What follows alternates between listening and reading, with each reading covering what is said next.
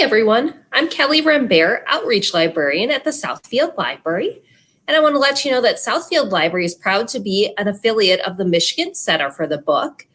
And because we're talking about Michigan, I'm going to tell you about 4 great Michigan books that you can dive into, starting in the present day and diving back then into Michigan's history. So the first book we're going to talk about today is August Snow by Stephen Mack Jones. And this is the first in a trilogy, with the first 2 books being out. And this is a great mystery series about a case that the police can't even solve, led by a former police officer.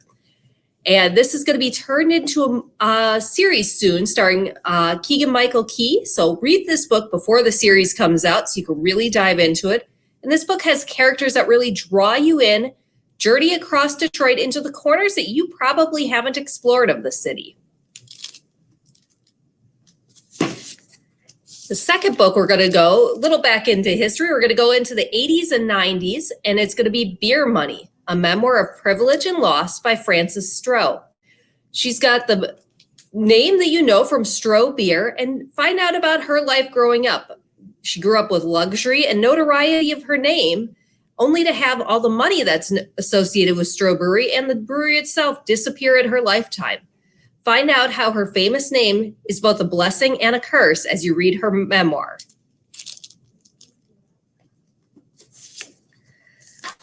Next, we're going to travel back into the 1950s and 1960s in Detroit, where 2 sisters that grew up in the Jewish area of Detroit, and find out how the sisters were both allies and adversaries with each other at the same time. You find out how their life choices and their outlook on life took them in different paths and then eventually did draw them back together. So it's a great fun look back in time, and even mentions some of the new houses going up in Southfield in the 1960s.